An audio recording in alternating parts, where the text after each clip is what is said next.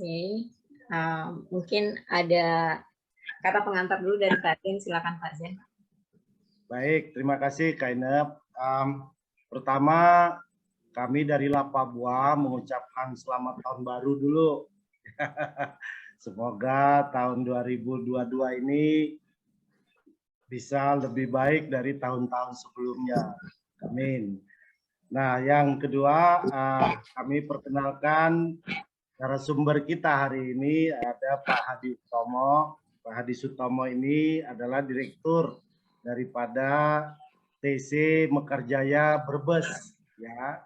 Nah, jadi selamat malam. Ya, terima kasih.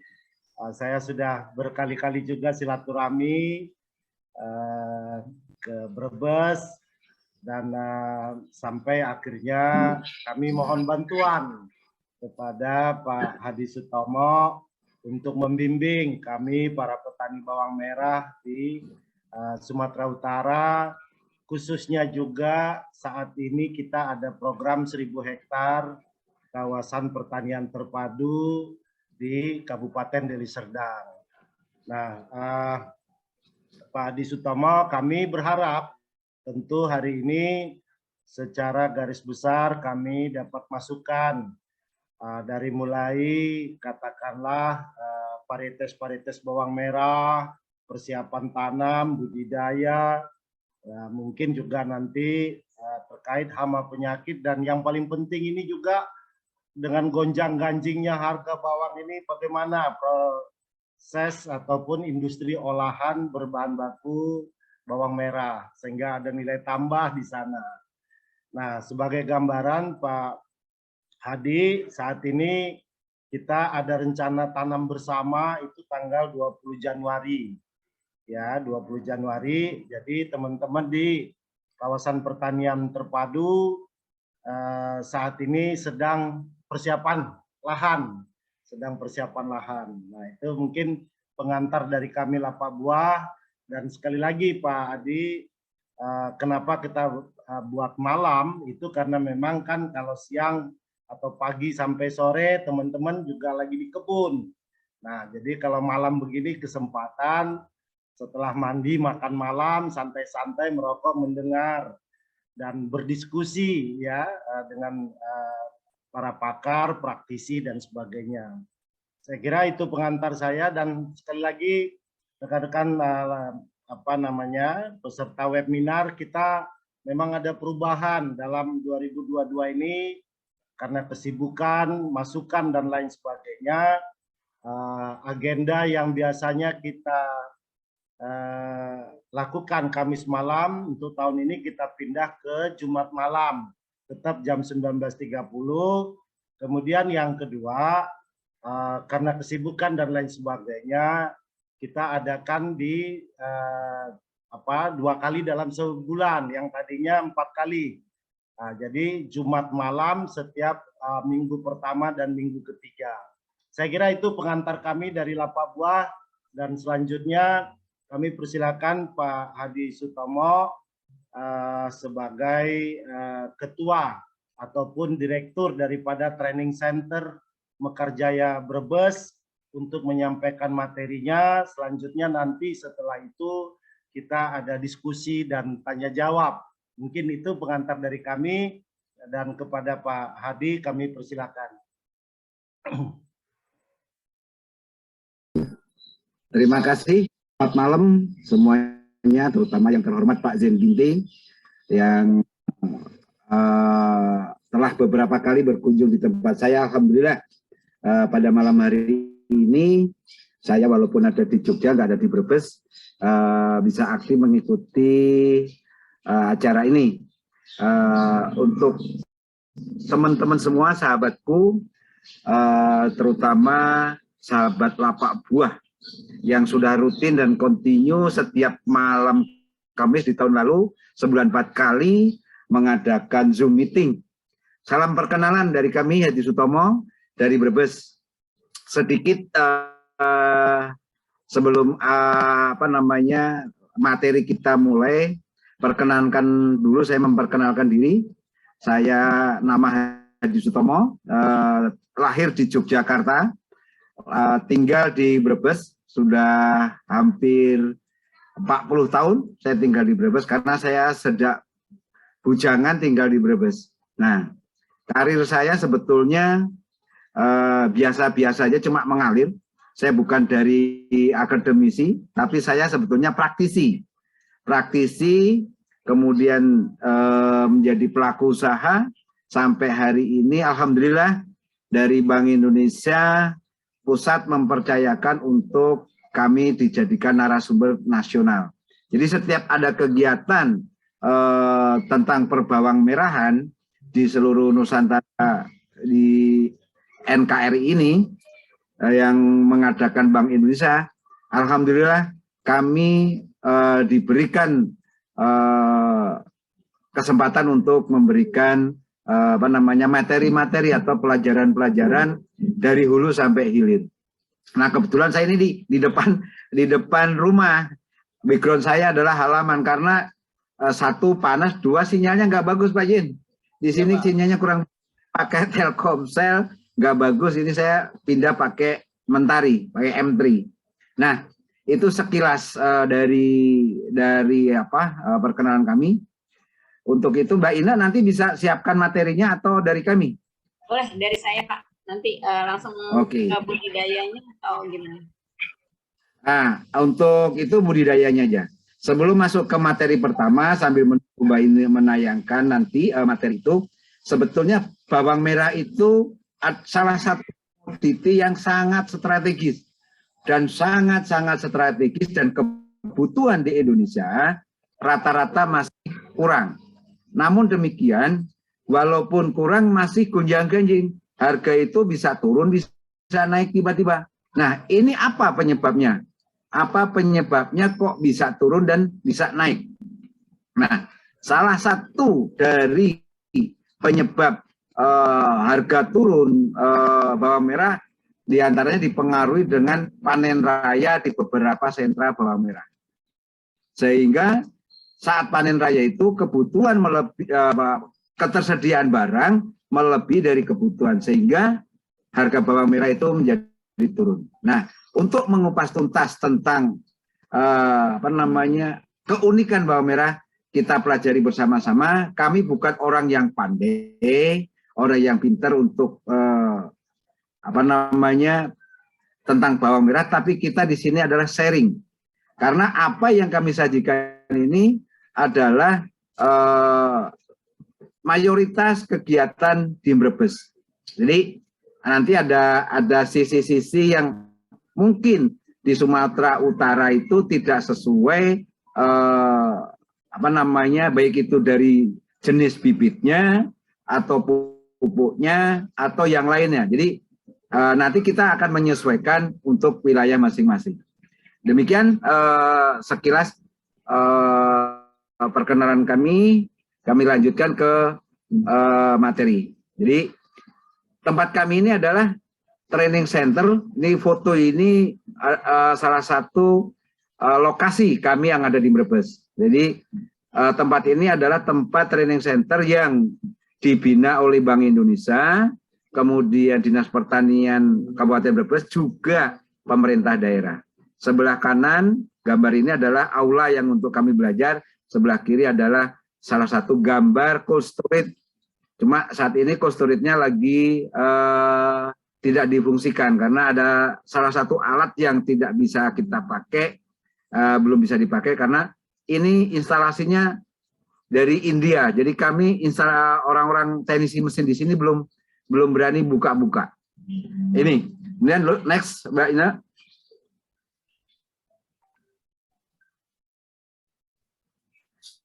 Bawang merah itu sendiri adalah salah satu produk hortikultura yang tidak bisa tergantikan oleh produk hortikultura yang lain. Artinya bawang merah itu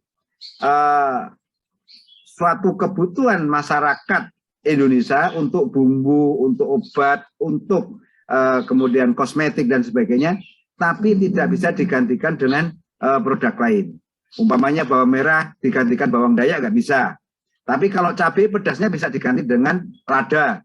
Tapi kalau bawang merah tidak bisa tergantikan dengan produk lain. Bawang bombay pun tidak sama. Bawang dayak apalagi. Itu artinya bawang merah itu adalah produk tunggal yang bisa mempengaruhi inflasi daerah.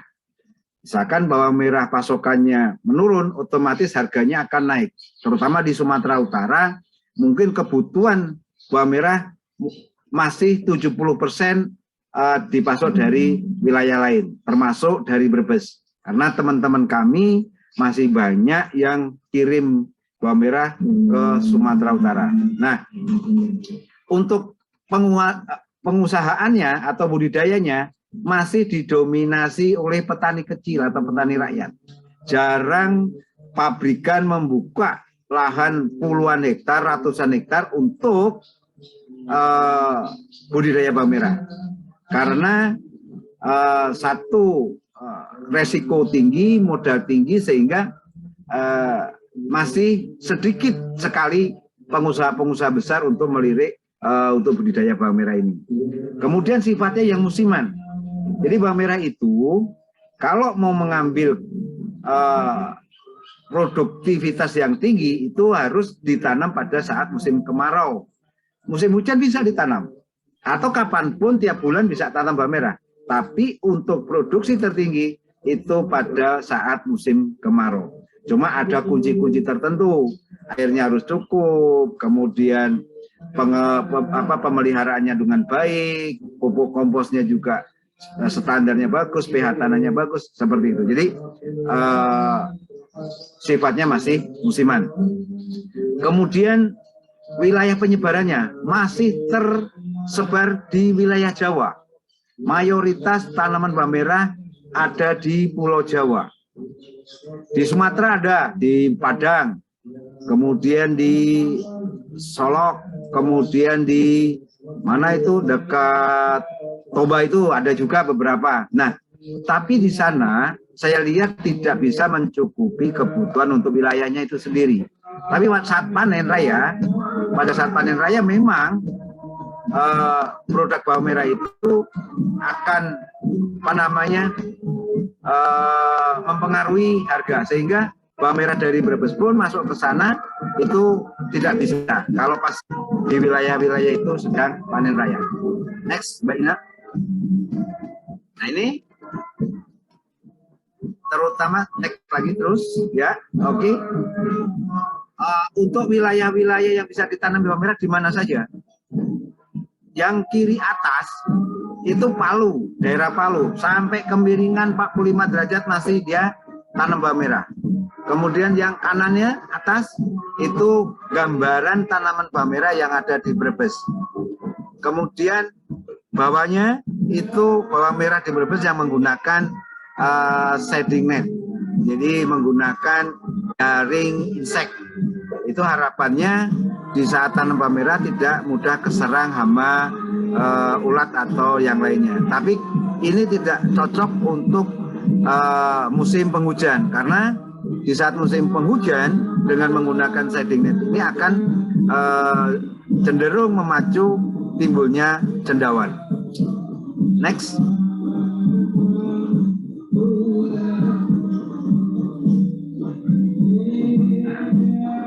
Terus untuk budidaya bawang merah ini yang kita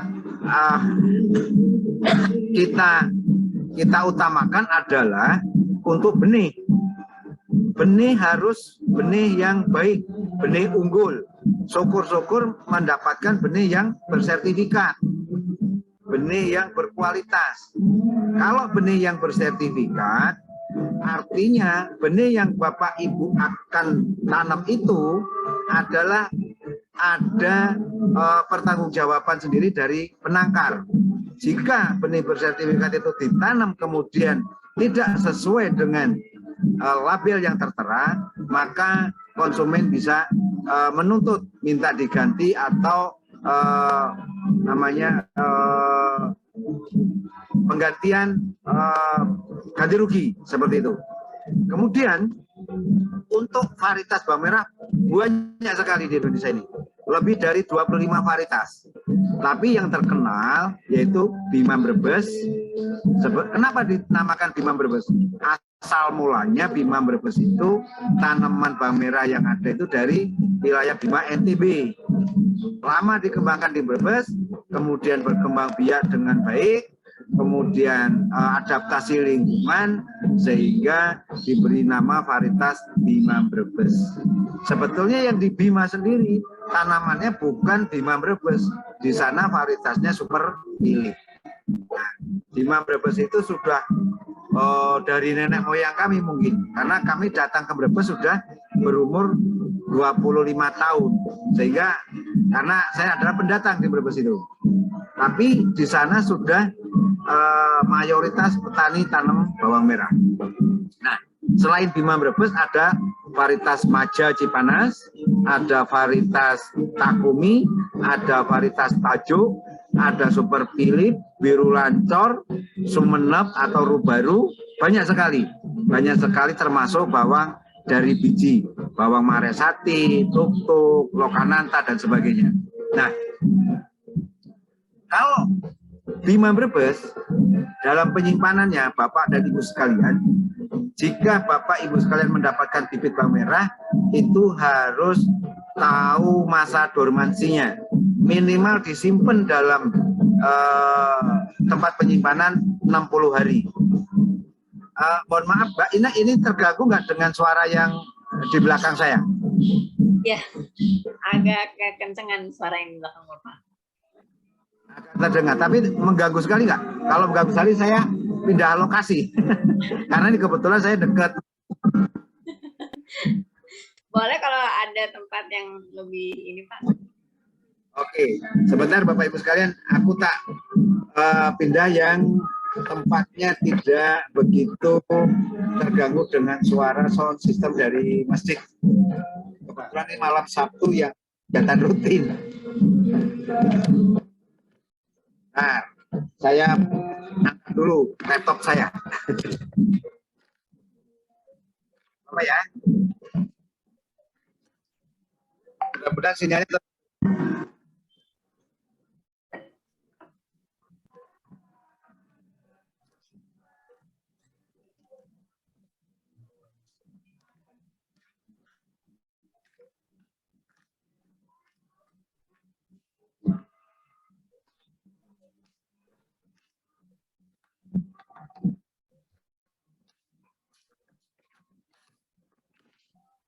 nah, di sini mungkin lebih enak, lebih jelas kedengarannya Pak, Mbak ini. Ya, lebih jelas Pak. Oh. Mohon maaf, sebentar, saya harus. Oke, kita lanjutkan. Oke. Tadi sampai di penyimpanan pemilihan benih bawang merah yang baik. Jadi benih bawang merah yang baik adalah benih bawang merah yang sudah disimpan minimal 60 hari. Dengan ciri-ciri kalau Bapak menerima pengiriman benih yang sudah siap ditanam adalah kalau dibelah secara melintang, getahnya keluar sudah tidak butek. Getahnya bening. Kalau dibelah membujur, itu titik tumbuhnya sudah kelihatan lebih dari separuh dari umbi. Warnanya sudah agak ke hijauan muda gitu. Nah, itu untuk masalah benih bawang merah. Gambar di bawah ini adalah tempat penyimpanan bawang merah yang ada di Brebes. Di Brebes penyimpanannya seperti itu. Ini dilakukan hampir setiap petani Brebes itu punya gudang untuk nyimpen benih.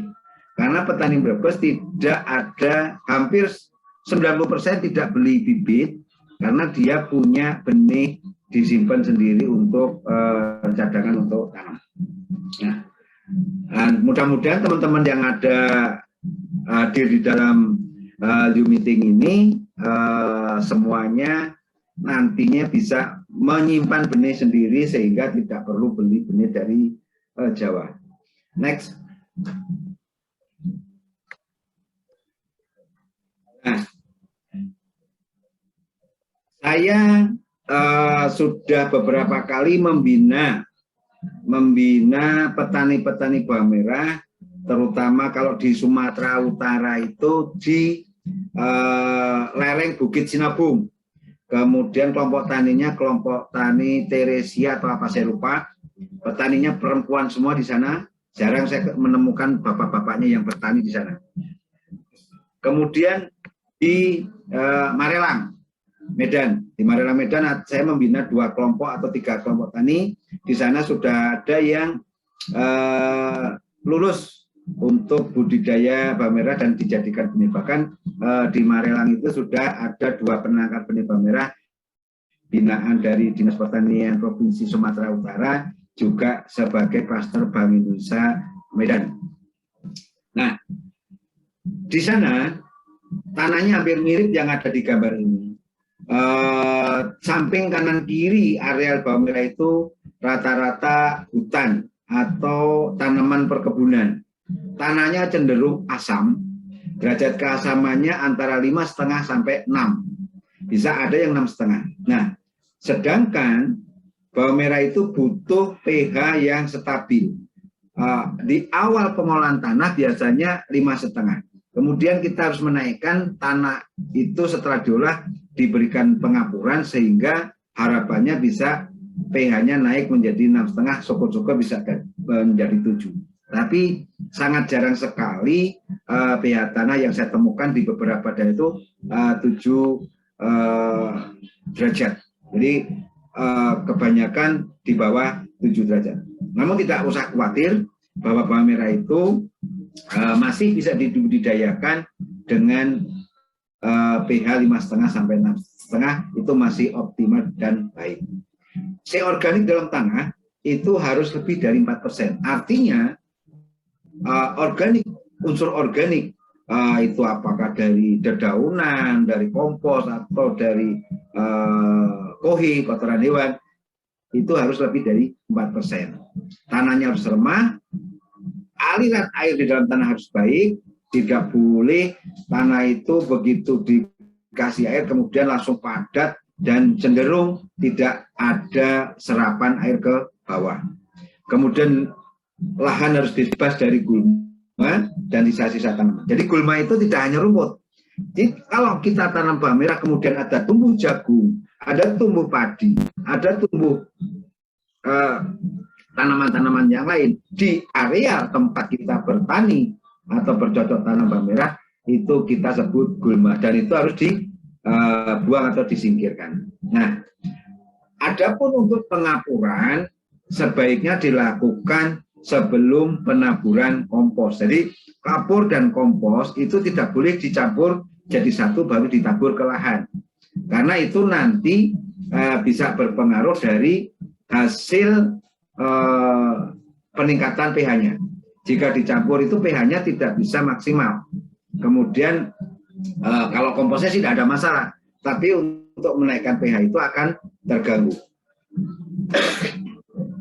Kemudian berapa lama dari olah tanah sampai ditanam? Dari olah tanah sampai ditanam itu membutuhkan, kalau lahannya sudah siap untuk dikerjakan, itu sebetulnya 10 hari pun sudah siap untuk ditanam. Nah, lahan itu sendiri tidak boleh tertutup atau terlindungi atau terhalang oleh pohon-pohon besar sehingga tanaman bawang merah itu sendiri terhalang sinarnya oleh pohon-pohon besar itu. Jika itu terjadi, maka tanaman bawang merah itu yang timbul adalah pertumbuhan vegetatif ke vertikalnya itu lebih cepat. Akibatnya daunnya tipis dan mudah roboh. Nah, kalau tanaman bawang merah roboh saat belum pengisian buah, maka bawang merah itu tidak akan bisa berumbi dengan baik. Jadi usahakan sebelum waktunya roboh itu jangan sampai roboh. Salah satunya adalah jauhkan dari pohon-pohon besar.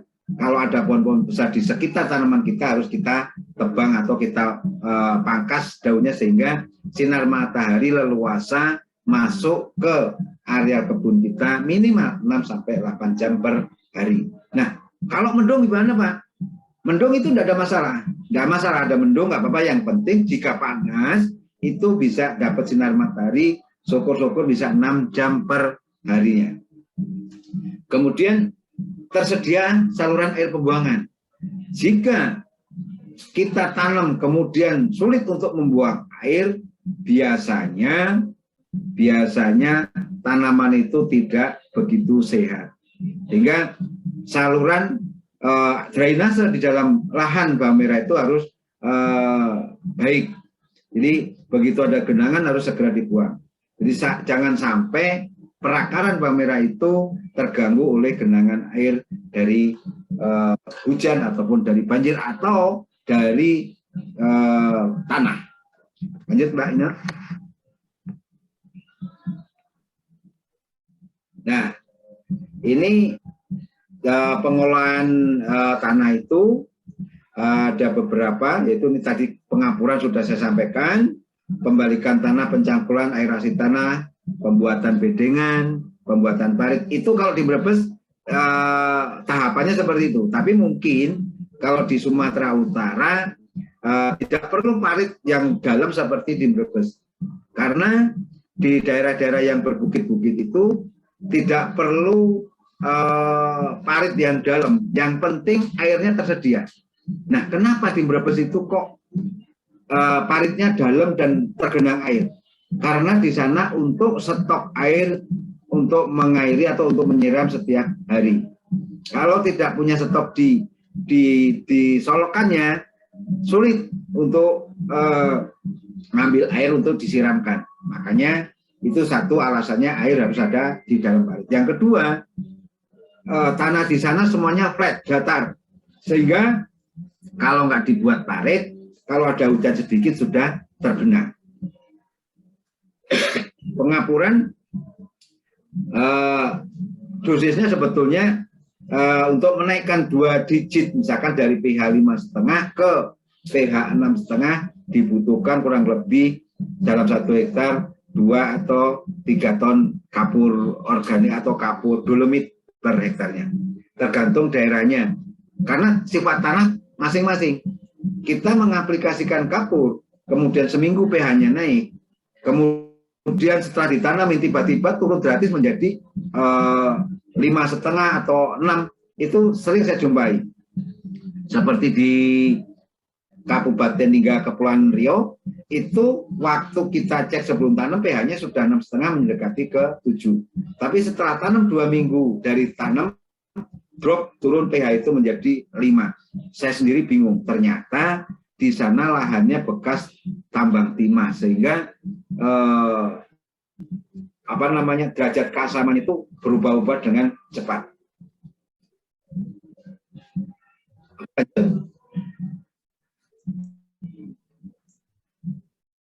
Next, Mbak Ina. Penggemburan tanah pupuk dasar itu oke, nanti ada di bawah. Nah, ini gambar-gambar untuk olah tanah. Nih kalau di Brebes yang kiri, ini lahannya seperti itu. Jadi kalau nggak dibuat parit dalam, begitu ada hujan sedikit aja, itu pasti tergenang. Gambar yang di bawah itu pendalaman dan mencacah tanah, dan ini masih dilakukan dengan tenaga manusia, belum menggunakan kultivator. Nah, kalau yang di atas ini di Sumatera, ini kalau nggak salah di Bengkulu, lahannya bukit-bukit, tanahnya agak berpasir, agak merah. Kemudian di sana ada tanaman durian, nggak kita buang karena itu tanaman pokok. Bawahnya bisa ditanemin bawang merah sebelum durian itu rimbun atau menutupi area. Jadi kalau bapak-bapak dan ibu sekalian punya kebun durian, apokat atau apa saja yang belum produksi, bawahnya itu bisa dibudidayakan bawang merah. Itu akan menguntungkan bagi kita. Satu, kita bisa budidaya bawang merah. Kedua, tanaman alpokat, durian, dan lain sebagainya, yang tanaman pokok jangka panjang, tanaman tahunan, itu terawat dengan baik. Karena dengan tanam bawang merah, saya yakin rumput dan sebagainya akan terjaga dengan baik. Next. Lanjut, Mbak. Nah, ini contoh-contoh lahan yang kita tanami. Kalau di Brebes itu jarang yang menggunakan mulsa. Ada yang menggunakan mulsa juga, tapi mayoritas 95% tidak menggunakan mulsa. Kalau yang di kiri, di kanan bawah itu di wilayah Kalimantan. Di sana juga tidak menggunakan parit, menggunakan parit tapi tidak terkena. Yang pakai mulsa juga tidak terkena. Nah, jarak tanam yang terbaik bawang merah, kalau lahannya subur, itu Bapak Ibu bisa menggunakan 20 kali 20. Jadi 20 kali 20.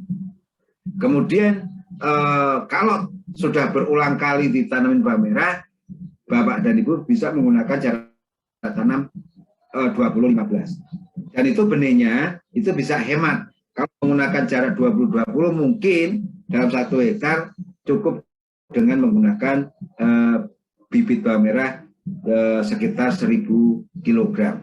Tergantung luas paritnya. Kalau luas paritnya itu kecil-kecil mungkin lebih dari 1000 kilo. Tapi kalau luas paritnya itu lebar sehingga media yang ditanami dalam 1 hektar itu hanya 60%, itu kurang lebih 1 ton dalam 1 hektar dengan jarak tanam 20 kali 20. Itu pun populasinya masih lebih dari 200.000 rumpun. Next.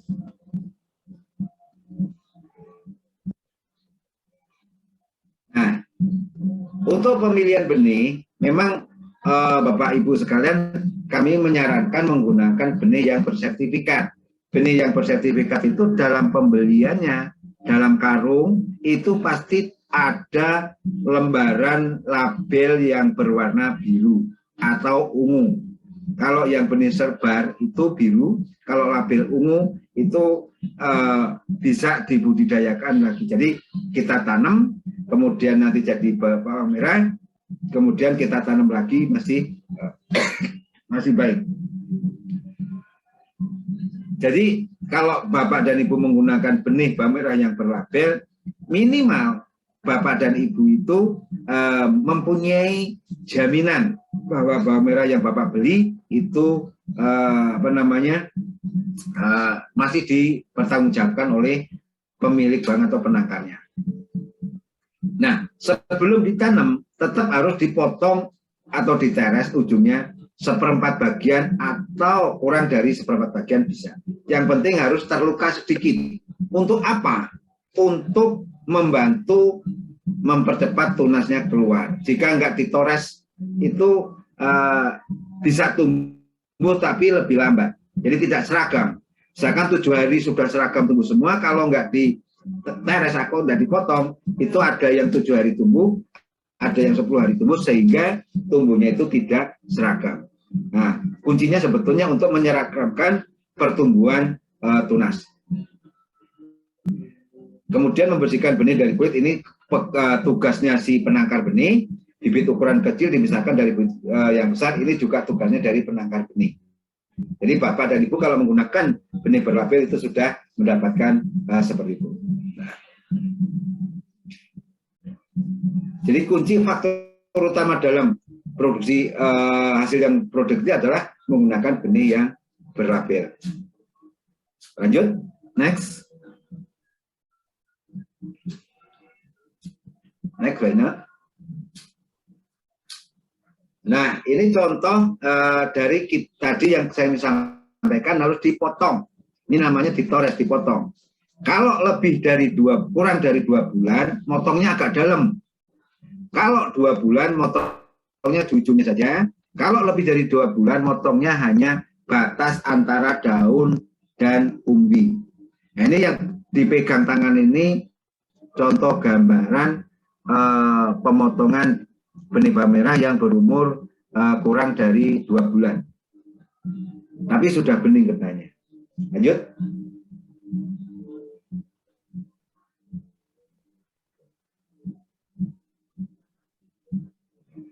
Nah, ini gambaran tanam. Jadi kalau nanam bawang merah nggak boleh naik di guludan. Seperti gambar nomor 2 yang di tengah. Ini tandanya akan padat. Nggak boleh. Terus menggunakan, kalau nggak pakai musa, untuk ngatur jarak tanamnya menggunakan blak. Jadi itu blak itu menggunakan bambu, dikasih coakan atau dicat 20 cm, 20 cm, 20 cm. Membujur searah dengan bedengan.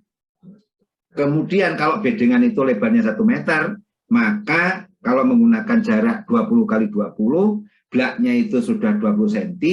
Satu orang di depan kita itu menanam 3 umbi, yang sebelahnya 2 umbi, atau satu baris itu isi 5 umbi. Jadi sudah dinamakan lebar 20, panjang pun kali 20. Kalau yang menggunakan musa tidak sulit karena sudah ada lubang yang berukuran sehingga tinggal menanam saja di tempat yang disediakan. Ditanam tidak boleh terbenam. Tidak boleh terbenam umbinya. Kalau terbenam itu akan memacu umbi itu busuk karena lembab, kena siraman air, cendawan mudah berkembang, apalagi umbinya itu ditores jadi ada luka sehingga merangsang timbulnya cendawan. Jadi seharusnya yang baik adalah 2/3 itu tertanam, 1/3 masih kelihatan. Next.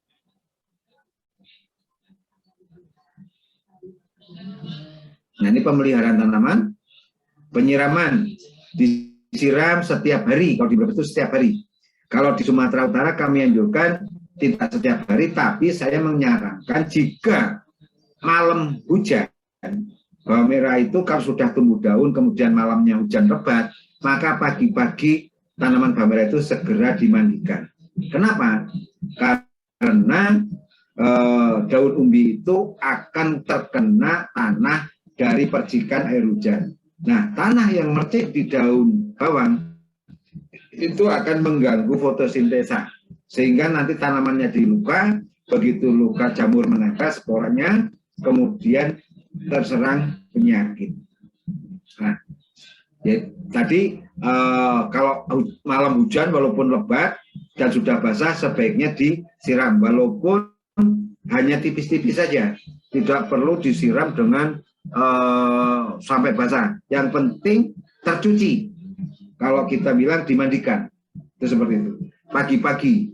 Nah, waktunya bisa pagi, bisa sore. Itu kalau menyiram biasa, tidak ada hujan.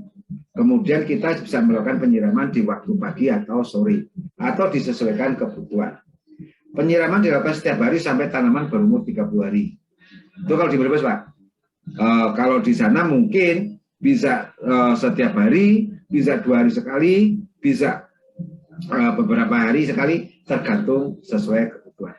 Dan disiram sampai menjelang panen. Bahkan menjelang dicabut pun, kalau tanahnya keras, itu hari ini disiram, besok dilakukan pemanenan. Nah, untuk pemupukan sendiri, komposisi unsur hara harus berimbang, yaitu N, P, dan K. Nitrogennya itu boleh dari nitrogen urea atau ZA atau dari NPK itu sendiri. Tapi untuk di Brebes nanti di bawah kelihatannya ada berapa dosisnya untuk pemupukan pertama, pemupukan kedua, dan pemupukan ketiga. Nah, yang terpenting kami mengharapkan sebelum tanah lahan Bapak Ibu semuanya itu rusak, sebaiknya setiap tanam menggunakan kompos atau pupuk kandang atau kompos yang kita buat dari hijauan. Karena apa? Kesuburan tanah tetap harus kita jaga sampai kapanpun.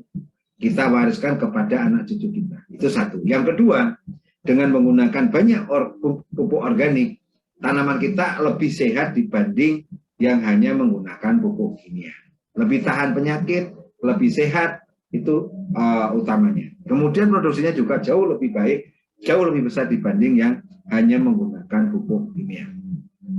Harus diperhatikan unsur hara yang berpengaruh terhadap daya tahan umbi dalam penyimpanan. Nah, ini maksudnya kalau Bapak Ibu akan menyediakan benih bawang merah atau membuat benih bawang merah, harus menggunakan pupuk yang berimbang, yang tidak banyak mengandung nitrogen. Karena kalau banyak mengandung nitrogen, umbi bawang merah di dalam penyimpanan itu tidak bisa bertahan lama. Banyak yang gampos. Maksudnya seperti itu. Untuk pengendalian organisme pengganggu tanaman secara preventif. Jadi kita amati, karena kita tanam bawang merah itu seperti kita menimang bayi. Kita kayak merawat bayi. Jadi harus setiap pagi kita lihat. Seperti saya membina petani di daerah Bengkulu, tidak kami sebutkan petani, tapi beliau petani kopi, petani karet, yang biasa santai, bisa bangun agak siang, ngopi-ngopi dulu, baru ke kebun, di kebun ada pondok, ngopi lagi, kerja jam 11 siang. Di bawang merah tidak bisa melakukan hal seperti itu. Bawang merah pagi-pagi jam 6 diusahakan sudah sampai di lahan dan sudah bekerja, terutama menyiram, kemudian mengendalikan hama. Menyemprot bawang merah tidak boleh lebih dari jam 10 siang, karena menyemprot tanaman lebih dari jam 10 siang itu banyak yang penguapannya tinggi, tidak stomata juga itu terbuka dan sebagainya. Jadi efektivitasnya sangat kurang baik. Adalah pestisida yang ramah lingkungan. Syukur-syukur Bapak Ibu di sini binaan lapak buah bisa membuat pupuk hayati atau pestisida hayati yang sangat ramah lingkungan. Mengingat hari ini pupuk sangat mahal. Petani yang tidak menggunakan pupuk organik itu sangat mahal sekali. Oke, next. Next, Mbak. Nah, ini penyiraman. Jadi cara-cara penyiraman masing-masing. Ada yang menggunakan sprinkle, ada yang menggunakan selang, ada yang di Brebes yang kiri atas itu menggunakan alat penyiram. Ada yang menggunakan seperti merawat tanaman bunga. Nah, tapi ini yang paling nggak efektif adalah yang kanan atas. Bekerja menyiram bawang dengan metode ini akan selesai sangat lama dan tidak efektif, tidak bisa mencukupi. Yang lainnya masih bisa toleransi. Yang menggunakan air timba siram yang masuk di solokan itu masih efektif, yang menggunakan selang masih efektif, yang menggunakan sprinkler juga masih efektif. Oke, next.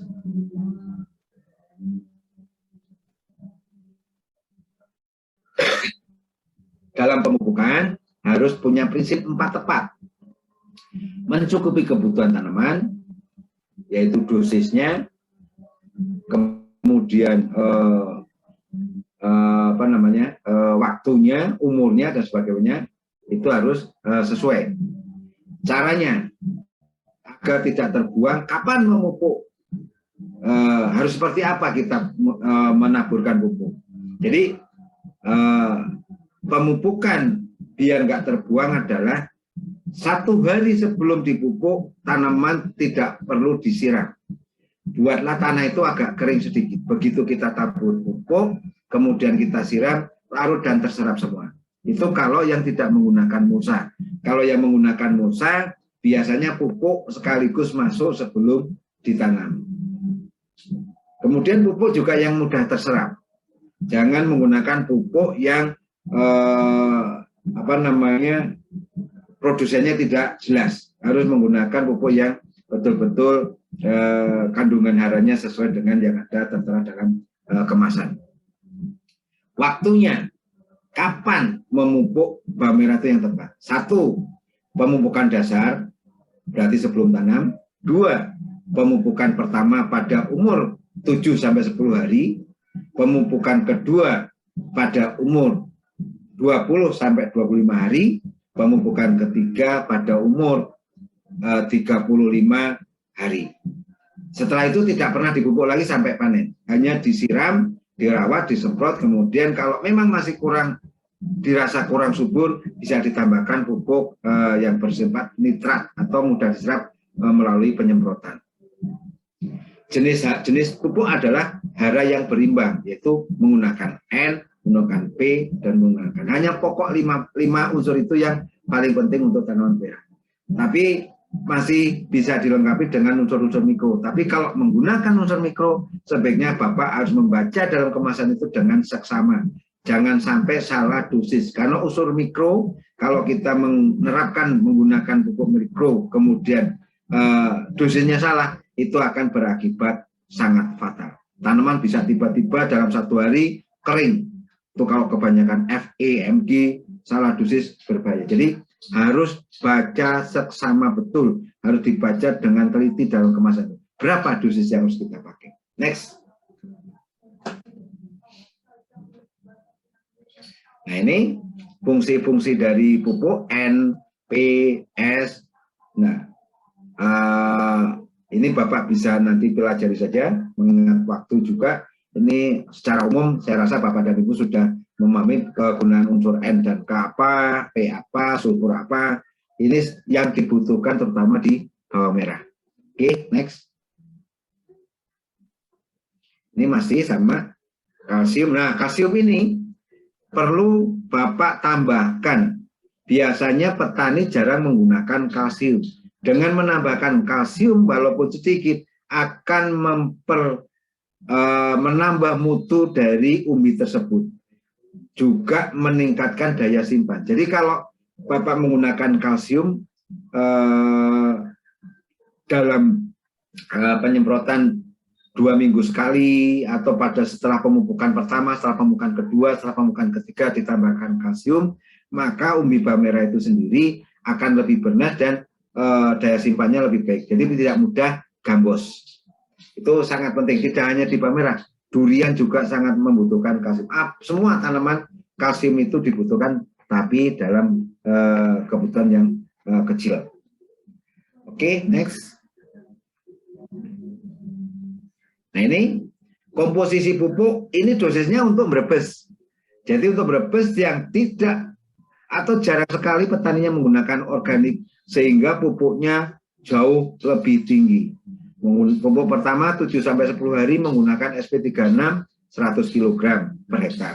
NPK 16-16 syukur-syukur yang bagus, yang impor punya 150 kg per hektar. Urea atau ZA 75 kg per hektar. Jadi jumlahnya 325 kg per hektar. Ini disesuaikan dengan daerah masing-masing. Kemudian di Sumatera Utara mungkin tidak berlaku dosis ini. Mungkin di sana bisa lebih tinggi atau bisa lebih rendah. Bisa SP-nya tinggi, NPK-nya sedikit, bisa terjadi gitu. Jadi ini bukan patokan baku. Bahkan ada daerah-daerah tertentu yang tidak bisa menggunakan urea. Seperti di Tarakan, Kalimantan Utara itu tidak bisa menggunakan urea. Tanahnya sudah banyak mengandung nitrogen. Jadi kalau diberi urea, pertumbuhannya cepat, mudah roboh tanamannya. Jadi untuk bawang merah tidak begitu. Nah, untuk pemupukan kedua pada umur 20-25 hari. Dosisnya seperti itu. DAP itu Amopos, bisa merek Saprodap, bisa Amopos, bisa DAP, macam-macam. Ini banyak merek. Yang penting kandungannya itu N-nya 0, P-nya 20, P-nya 30 berapa saya lupa kandungannya, tapi N-nya 0. Kemudian urea atau ZA, kemudian ditambah NPK. Itu pun tergantung dengan wilayahnya. Kemudian pemupukan ketiga, tambahkanlah KAMAS atau KCl. KAMAS itu kandungannya kalium, KCl juga kalium. Maka boleh menggunakan KAMAS, boleh menggunakan KCl. NPK tetap digunakan karena NPK 16 ini adalah pupuk yang paling berimbang, yang sangat dibutuhkan tanaman bawang merah. Oke, next. Nah, untuk mengendalikan hama yang baik itu menggunakan lampu solar cell.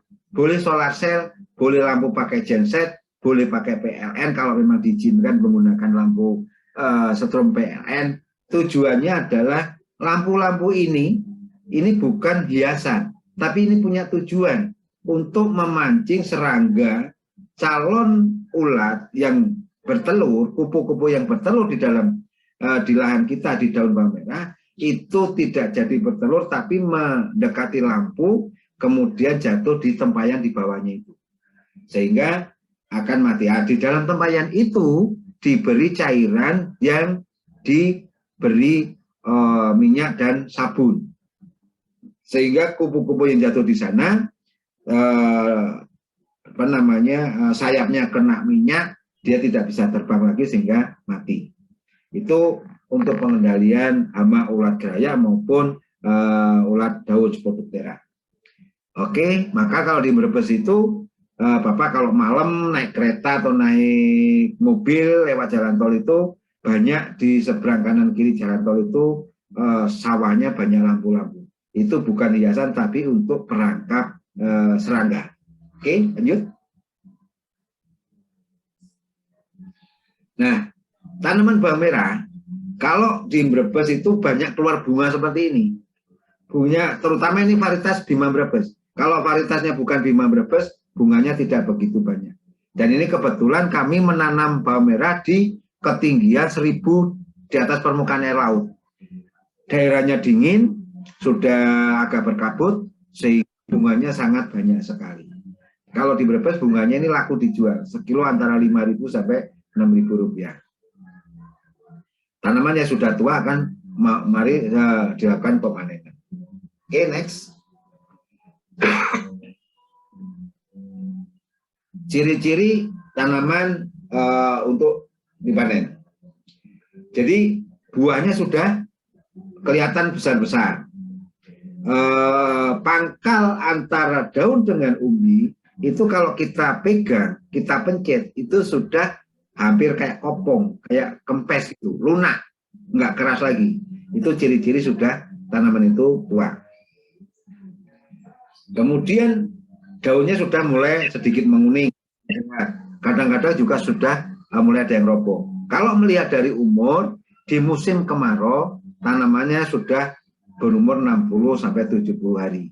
Tapi kalau di musim hujan, biasanya umur 55 sampai 50 hari sudah tua, umbinya sudah panen. Ini masalahnya adalah pertumbuhan vegetatifnya itu lebih pendek. Kalau generatifnya tetap 1 bulan. Bawang merah itu begitu sudah mulai mecah kayak di gambar atas itu nggak sampai 25 hari sudah besar-besar seperti yang di bawah. Itu siap dipanen. Kemudian yang perlu kita tambahkan, kalau tanaman bawang merah ini umbinya ditimbun tanah, itu cenderung menjadi panjang, tidak bulat lagi. Jadi bukan varietasnya, tapi itu karena perlakuan kita, umbinya kita tutup, kita bumbun, sehingga umbinya itu menjadi panjang-panjang. Nah, kalau dicabut agak putih, setelah dijemur baru nanti kelihatan merah dengan baik. Oke, next.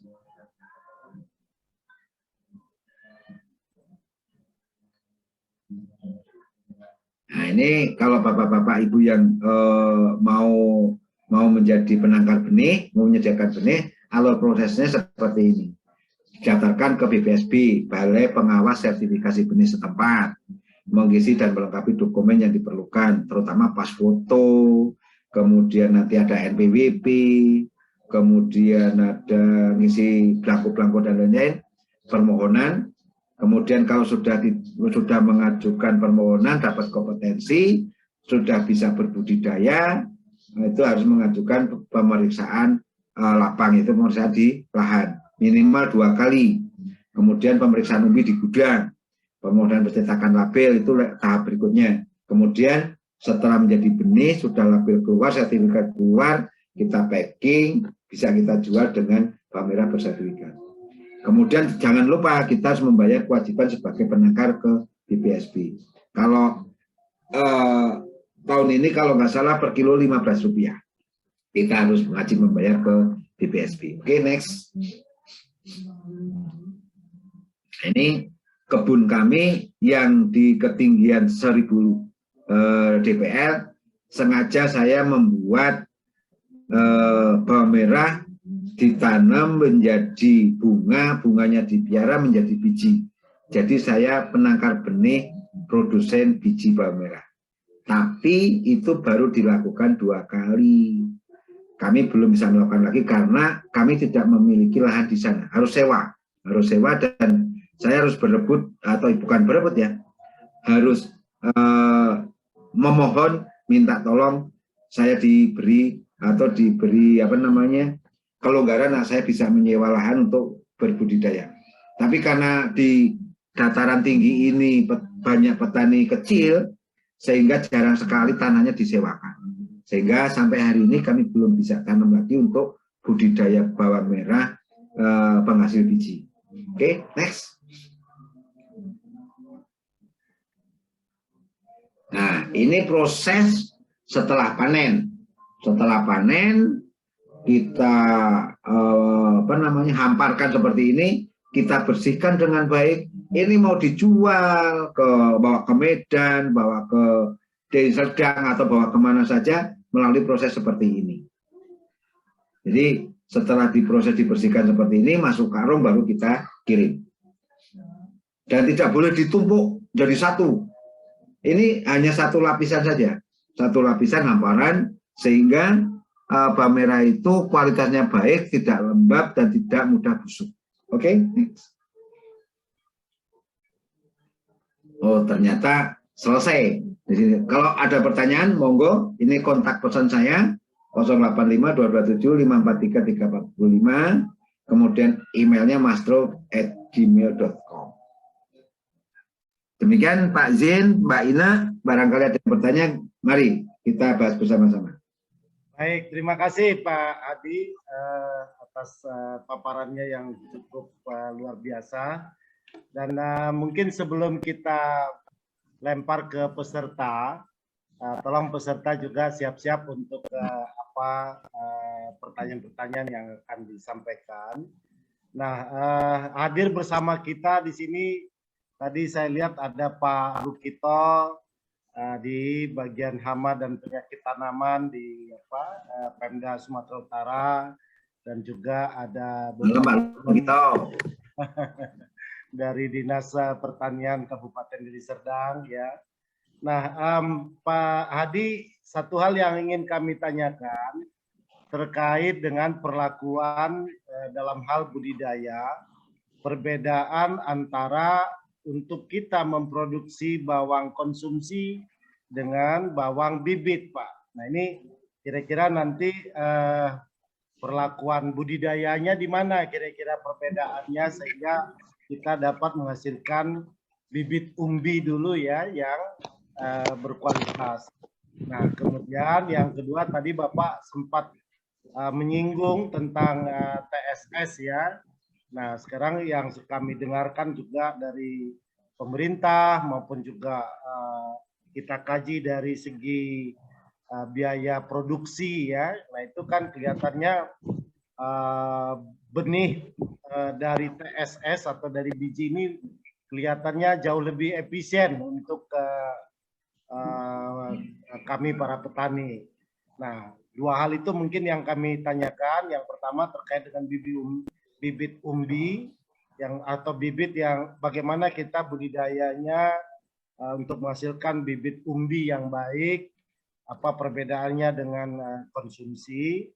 Yang kedua, bagaimana pandangan Pak Hadi terkait dengan bibit yang kita kembangkan dari biji atau TSS gitu, Pak.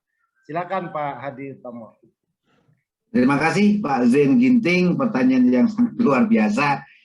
Dengan waktu yang singkat, pemaparan yang singkat, jadi kami masih harus banyak waktu untuk mengikuti Zoom di sini. Jadi kalau kita mau perinci satu-satu, kita bedah tuntas ya, penangkaran benih seperti apa, konsumsi seperti apa, dan banyak lagi hal-hal yang unik di bawang merah. Dari terutama ini yang ditanyakan Pak Zain adalah kita garis besarnya saja. Kalau kita tanam untuk konsumsi, pupuknya itu bebas.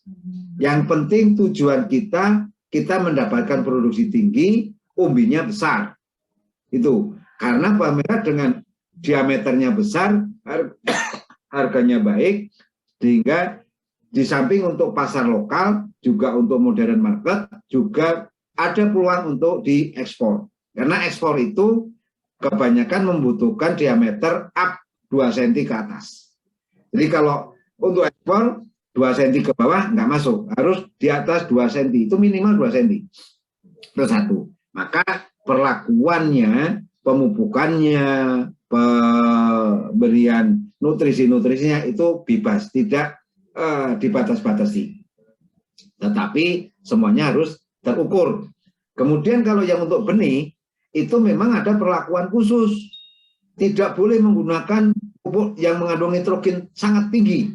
Itu nggak boleh. Kenapa? Dengan menggunakan pupuk nitrogen tinggi, maka setelah panen, bawang itu tidak tahan disimpan.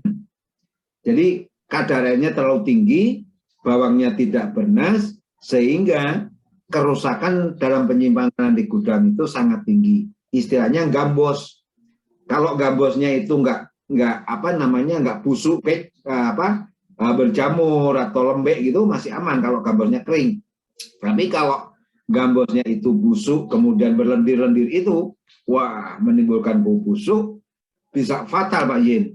Bisa mungkin 70% kita kehilangan benih yang kita simpan. Jadi harus menggunakan yang disarankan, satu, jarak tanam agak rapat untuk menghasilkan umbi lebih medium. Karena kalau besar-besar, orang nggak mau beli benih besar-besar. Karena apa? Kebutuhan 1 hektarnya jadi tinggi. Kan kita tanam umbi satu-satu. Kalau umbinya besar-besar, 1 kilogram benih bawang merah hanya 100 butir, maka kebutuhan dalam 1 hektar bisa 2 ton per hektar. Tapi kalau umbi medium yang 1 kilogramnya itu isi 200 sampai 250 butir, maka hanya dibutuhkan antara 1,2 ton per hektarnya. Nah, itu satu, jarak tanam dirapatkan sedikit. Tidak boleh menggunakan pupuk nitrogen terlalu tinggi. Kemudian gunakan pupuk organik yang jauh lebih banyak. Kemudian pupuk kalium dan fosfatnya harus itu lebih banyak atau lebih berimbang. Jadi kurangi menggunakan pupuk nitrogen. Kira-kira itu Pak Yen. Tapi untuk membedah tuntas lain waktu, acara yang berbeda, hari berbeda, kita bisa khusus membahas tentang perbenihan bawang merah. Itu Pak Yen. Baik Pak. Nah yang kedua tadi tuh Pak, masih sekitaran benih. Oh iya. Jadi pengalaman Bapak benih dari biji, kalau kita pelajari kan lebih lebih efisien ya Pak ya, lebih murah. Kalau sekarang dari benih misalnya kan Pak, kita kalau di Medan itu satuannya yang kecil tuh perantai Pak. Perantai itu 400 meter persegi, 20 kali 20 meter. Nah jadi kalau benih dari biji atau dari umbi, rata-rata kita di sini pakai 35 kilogram ya perantainya. Jadi kalau kali 25 seperti Bapak sampaikan tadi 1 ton ya. Ya. Kalau kita kalikan 35 kilo dikalikan harga bibit misalnya katakan 40.000 sudah 1,4 juta. Nah sementara kalau kita beli dari biji misalnya yang katakan produksi cap panah merah ya Pak, itu kan standar dari cap panah merah 50 gram. Itu cukup untuk 1 gulung mulsa atau 1 rantai. Nah itu harganya cuma 160.000 ya, ditambah dengan selama 35 hari kita pembenihan. Nah ini pengalaman dari teman-teman di Brebes itu gimana kira-kira Pak perbandingannya? Oke, jadi kita tanam bawang merah yang dari biji atau TSS. Nah, yang menjadi kendala itu kita masalah problemnya dulu. Problemnya adalah petani kita kebanyakan masih belum banyak memahami tentang persemaian bijinya. Perawatannya, pemupukannya, mengurangi mati kecambah saja masih sulit kita untuk melaksanakan. Saya sudah 2 kali praktek menyemai biji bawang merah itu belum sebaik teman-teman yang ada di Sumatera. Saya akui itu, karena kami masih salah dalam proses penyemaian. Nah, itu satu. Yang kedua, transplanting.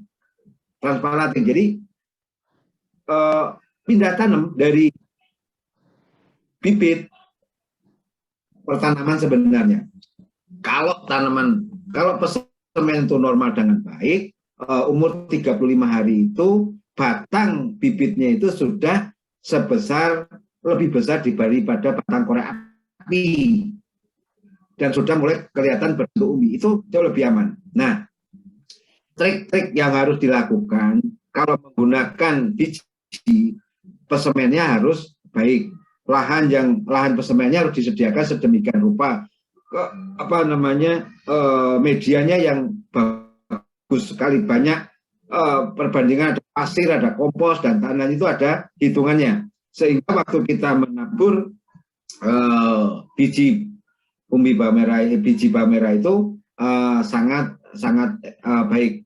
Kemudian dilakukan alur, jadi untuk memupuk dan segala macam itu mudah. Nah, kalau itu bisa dilakukan dengan baik, insya Allah pesemen itu baik. Sebetulnya kebutuhan kami kebiasaan ngitung per hektar ya Pak Zin. Ya, Pak. 1 hektar lahan itu cukup 2 kilo kalau kita menggunakan biji. Memang sangat efisien. 2 kilo, kalau 1 kilonya 3 juta, cuma 6 juta 1 hektar. Tapi kalau pakai umbi, kalau kita pakai 1 ton aja, harga 30.000 udah 30 juta. Berarti 1:5 efisiennya. Itu baru dari segi benihnya. Produktivitasnya yang menggunakan biji itu tidak kalah dengan menggunakan umbi. Cuma sayangnya kita bisa menanam bawang merah Bima Brebes dengan biji, karena belum ada Bima Brebes bijinya yang tersedia dengan banyak. Jadi kita tetap menggunakan produk Lokananta dari Bawang Merah itu, Maresati, Sunren, dan sebagainya. Dan itu cenderung satu rumpun itu hanya 4 atau 5, bahkan banyak yang tunggal, jadi gede-gede. Mengenai rasa, bukan kami menjelekkan, tapi rasa itu masih jauh lebih enak Bima Brebes. Itu aja. Nah, kalau di Brebes kita tanam umbi, kita tanam bawang merah yang menggunakan biji yang varietas tersebut, itu di pasarannya kalau bawang merah tersedia banyak, itu lakunya paling belakang. Tapi kalau bawang merahnya kurang pasokan, apa saja laku, tidak ada masalah, karena kebutuhan banyak, barang nggak ada, itu no problem, mau apa aja, bawang mana aja laku. Tapi kalau Bima Brebes panen raya dikirim ke pasar induk, itu pasti paling belakangan terjual. Nah itu, jadi kalau tingkat efisiensinya memang efisien menggunakan biji. Nah, kalau boleh kami memberikan pemikiran, kalau nanti di mana Sumatera Utara ini yang PKT ya Pak ya? Ya Pak, kawasan pertanian terpadu KPT. Nah, KPT. Ya. KPT, kawasan pertanian terpadu. Kalau itu nanti bisa terlaksana menanam bawang merah yang sangat luas menggunakan biji, maka baik itu dari pemerintah daerah atau teman-teman di sini bisa mencari pasar buat ekspor. Karena kalau nanam bawang merah yang menggunakan biji cenderung diameternya besar, itu potensi ekspornya sangat peluangnya baik sekali. Dan 1 hektarnya bisa 20 ton. Kalau kita ekspor 1 kontainer cukup, nanam 2 hektar udah bisa ekspor. Nah, kalau sampai 100 hektar, kita harus ekspor berapa kontainer. Dari Medan kirim ke Malaysia atau ke Singapura. Biasanya Singapura yang jual lagi ke Cina, kemana-mana seperti itu. Kita belum banyak, atau kita belum bisa leluasa kirim ke Cina atau ke negara-negara lain. Jadi masih transit ke Singapura, Pak Yin. Baik, Pak. Baik. Seperti itu. Nah, jadi pemikiran kami kalau umpamanya di tempat Bapak nanti mau tanam yang berkelanjutan, itu harus pasarnya orientasinya untuk ekspor atau masuk ke pabrikan, karena pabrik bumbu atau pabrik mie instan itu masih banyak mengambil bawang merah tidak terikat dengan varietas. Itu seperti itu, Pak. Baik, terima kasih Pak Hadi. Kita masuk ke sesi diskusi. Kami persilakan peserta ya untuk bertanya, ya, disebutkan nama, asal ataupun instansi, kemudian langsung saja to the point apa yang ingin didiskusikan. Nah, kali ini untuk menghemat waktu. Namun demikian kami mintakan dulu, ini ada Pak Camat Dolok Silau ini. Pak Camat ini juga punya program yang namanya Desika, Deli Serdang Simalungun Karo. Nah, ini kepada Pak Agus Ginting kami persilakan. Pak Agus, silakan.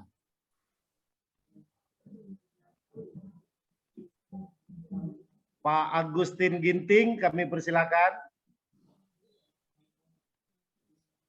Atau sambil menunggu beliau, kami persilakan peserta yang lain. Halo Pak. Assalamualaikum Pak. Assalamualaikum Ya, Pak. Waalaikumsalam. Silakan Pak. Dengan Pak siapa? Di mana? Pak Murjaini nih Pak. Pak Murjaini ya, di Sragen Pak. Jawa Tengah. Di Sragen ya. Monggo Pak Murjaini. Ini mau tanya Pak, untuk pelatihan bawang merah itu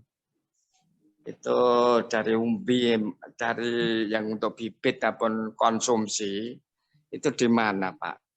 Ini untuk SMK Negeri 1 Kedawung ini gimana Pak? Kira-kira Pak? Pelatihannya itu Pak. Oke, baik. Itu aja ya Pak Murjaini ya.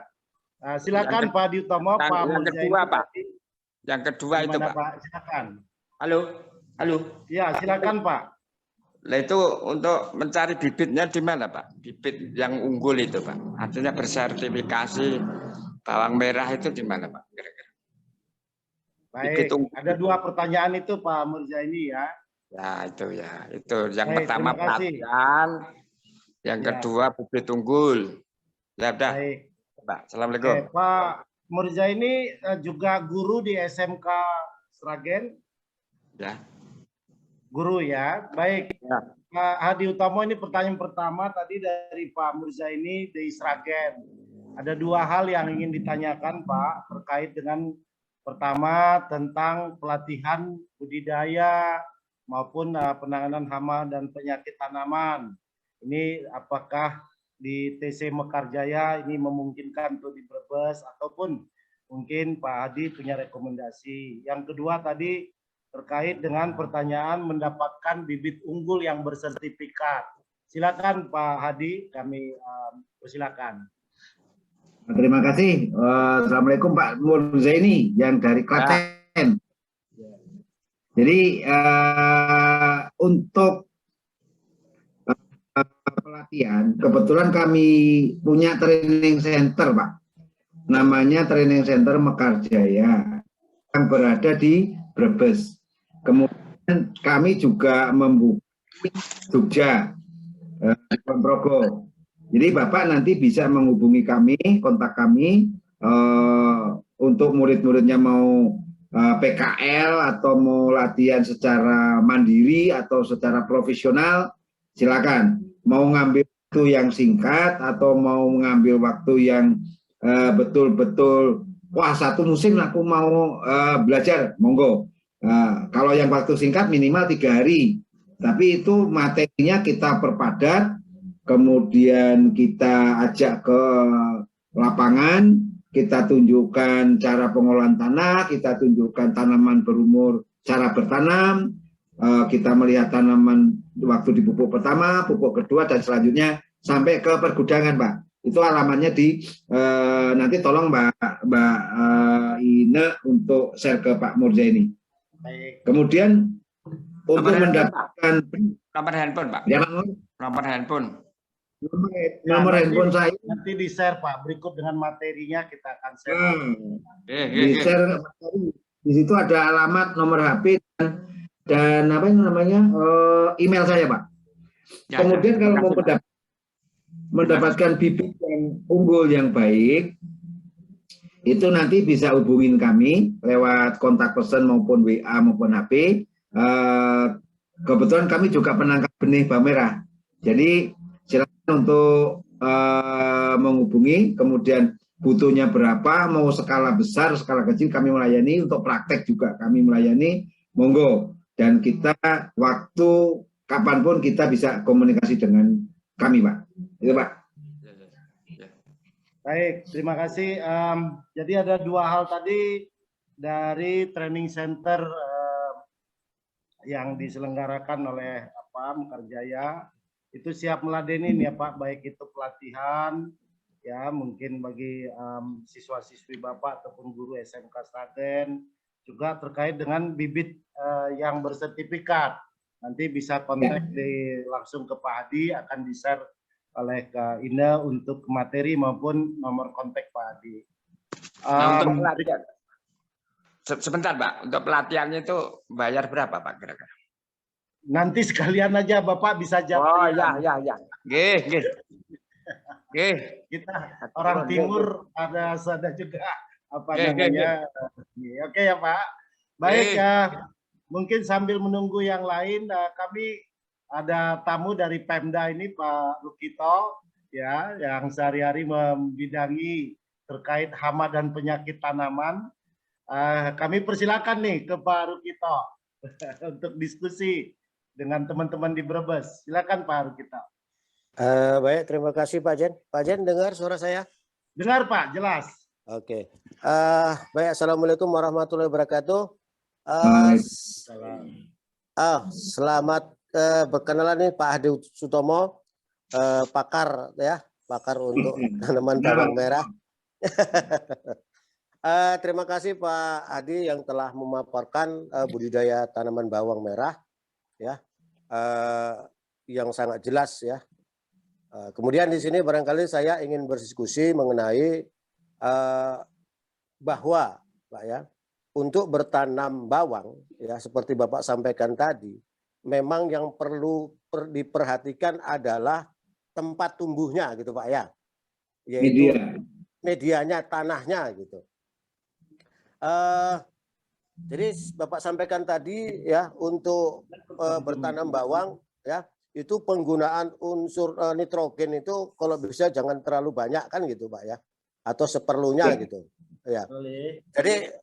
Jadi gini, pengalaman Pak di Sumatera Utara ya, terutama petani yang bertanam bawang merah ya, itu selalu ada dua OPT-nya yang menyerang ya. Yang pertama yaitu bercak ungu ya. Kemudian yang kedua fusarium Pak gitu. Ya. Jadi ini yang paling utama ya, yang saya pantau dan hasil laporan dari tugas kami yang ada di Kabupaten Sumatera Utara, bahwa OPT ini yang sangat menonjol di samping ulat geraya gitu Pak. Jadi ada barangkali saya ingin bertanya ke Pak Hadi, apakah ada perbedaan ya antara bedengan yang mempunyai standar tinggi ya dengan yang barangkali lebih rendah gitu Pak ya, terhadap penyakit yang namanya fusarium tersebut gitu. Kemudian ya, saya sangat setuju dan alhamdulillah pada tahun ini ya, untuk di KPT ya, yang di lokasi di STEM Hulu Pak, ini akan kita bantu ya, atau kita salurkan kegiatan yang namanya klinik PHT gitu loh. Jadi sangat nyambung dengan apa yang disampaikan Pak Hadi tadi, bahwa bertanam bawang ini kita utamakan dulu yang organik gitu loh. Berarti ini Pak Hadi, kemudian apakah ada perlakuan khusus Perlakuan khusus sebelum tanam terhadap media atau tanahnya untuk hal-hal pengendalian terutama bagi penyakit yang tular tanah seperti fusarium pada umumnya. Demikian Pak Adi, terima kasih sebelumnya. Assalamualaikum warahmatullahi wabarakatuh. Waalaikumsalam warahmatullahi wabarakatuh. Terima kasih Pak Rukito. Langsung aja mungkin Pak Hadi ditanggapi apa-apa yang tadi disampaikan oleh sahabat kami Pak Rukito. Silakan Pak Hadi. Terima kasih. Salam kenal Pak Rukito. Saya beberapa kali, ada 3-4 kali saya ke Medan Pak, undangan dari Bank Indonesia Medan Pak. Oh ya Pak. Cuma ya kebetulan kami belum bergabung di sini, jadi belum paham, belum kenal dengan Pak Rukito atau teman-teman di Dinas Pertanian Sumatera Utara. Tapi ada beberapa dari Batubara itu beberapa rombongan ke tempat kami. Ada umat juga itu Pak ikut datang ke tempat kami. Madani yang kami yang di Batubara, kemudian dari beberapa kabupaten dari Sumatera Utara itu sudah berkunjung pelatihan di tempat kami. Nah, mengenai pertanyaan yang Pak Rukito sampaikan, untuk fusarium dan cakung itu umumnya banyak menyerang pada situasi keadaan iklim yang lembab. Baik itu curah hujannya tinggi ataupun curah hujannya sedang, tapi situasi area tersebut adalah lembab. Jadi misalkan hujan itu sebetulnya nggak begitu pengaruh. Yang pengaruh banyak adalah lembab. Jadi habis hujan mendung, kelembaban cuma 65-70 derajat, nah itu menyebabkan berkembangnya jamur sangat pesat Pak Rukito. Nah, di saat itu perkembangan jamur yang pesat tadi, kemudian bawang merahnya itu terluka karena pemakaian pupuk nitrogen yang tinggi, atau terluka dari ada embun yang menempel kemudian kena sinar matahari, kemudian spora-spora jamur itu akan menempel pada media daun sehingga menyebabkan banyak tertularnya fusarium atau bercak ungu. Nah, itu penyebabnya adalah kelembaban. Kalau misalkan pas curah hujan itu nggak begitu pengaruhnya. Tapi pas cuaca setelah hujan lembab tinggi beberapa hari berlanjut itu menyebabkan fatal di kondisi tanaman bawang merah. Untuk pencegahannya Pak, sebetulnya fusarium itu terbawa banyak dari benih, Pak. Benih yang busuk, benih yang berjamur, kelihatan ada jamur yang kopong-kopong tuh, kalau kita kopek itu agak bau-bau itu pasti aja ada fusariumnya. Nah, kalau itu ikut tertanam, maka penyebaran fusarium itu sangat cepat sekali. Jadi saran kami, bibit yang cacat tadi kalau terbawa terkirim itu harus dibuang atau dimusnahkan, jangan sampai ikut tertanam. Itu pencegahan satu. Pencegahan yang kedua, setelah kita tores bibitnya, kita lakukan seed treatment menggunakan fungisida, baik itu fungisida yang mengandung karbandasim atau yang fungisida mengandung mancozeb. Itu bebas, tapi yang paling baik yang kandungan karbandasim. Syukur-syukur kandungan karbandasimnya 70% Pak. Itu sangat baik untuk mencegah fusarium pada umur muda. Biasanya fusarium itu kelihatan banyak saat tanam, setelah tumbuh sampai umur 1 bulan Pak. Setelah 1 bulan ke sana, kalau iklim cuacanya baik, itu tidak kelihatan. Tapi kalau dari awal ada gejala fusarium, itu sepanjang tanaman itu hidup, itu rentan terserang cendawan fusarium atau bercak ungu. Jadi kalau sudah ada itu, ya kita harus siap-siap fungisida yang sistemik Pak. Boleh merek apa saja boleh, tapi gunakan yang sistemik. Karena kontak sistemik itu dia akan membunuh dari luar dan diserap oleh jaringan tanaman, dia akan menjaga dari dalam. Nah, intervalnya itu bisa kalau sudah ada serangan agak banyak, intervalnya bisa 3 atau 4 hari sudah diaplikasikan fungisida tersebut. Terus kemudian dosisnya itu juga bisa dinaikkan. Nah, ini yang menyebabkan bawang merah kita itu kalau sudah kena fusarium atau pedah ungu itu biasanya kandungan residu fungisidanya tinggi, Pak.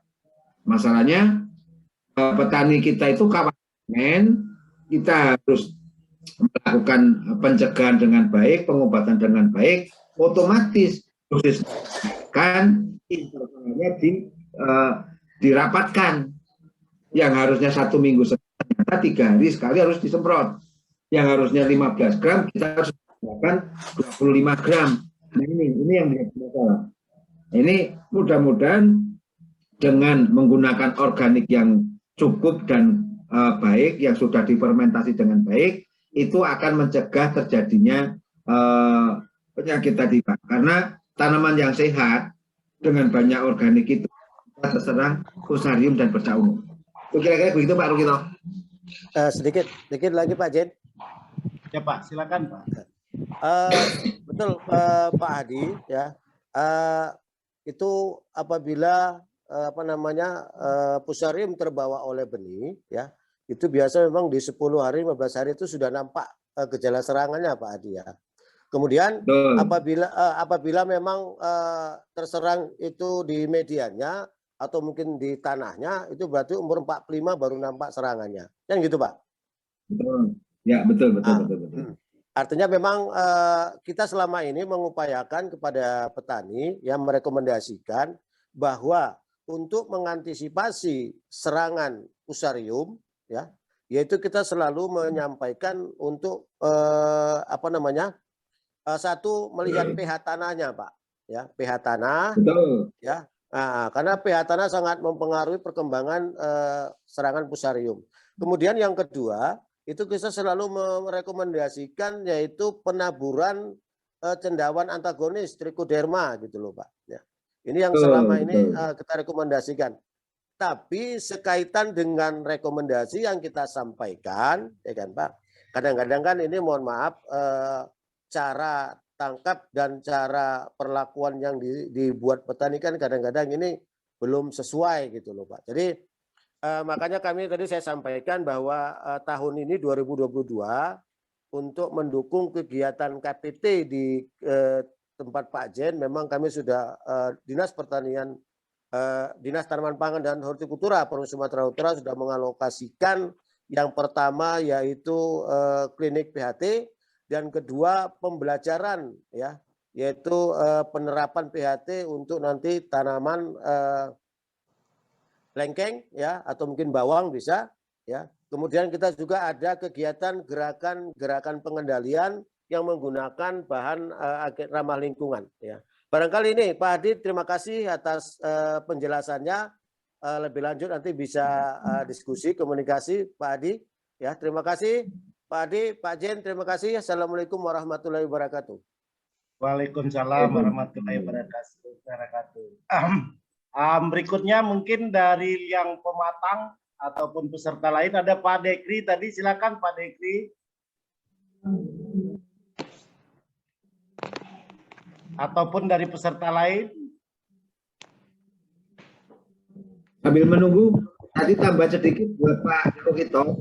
Jadi pengaruh bedengan tadi Pak, itu sebetulnya tidak ada rendahnya bedengan. Yang paling berpengaruh adalah aerasi tanah tersebut dalam tanah itu. Kalau aerasi tanahnya itu baik, tinggi rendah bedengan itu tidak masalah. Itu salah satunya itu Pak Rukito. Terima kasih.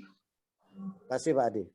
Baik Pak Hadi, mengingat waktu, saya ingin sekali lagi mendiskusikan tentang produk olahan ya Pak. Di situasi sekarang ini kan kita memang harga bawang itu cukup memprihatinkan lah ya.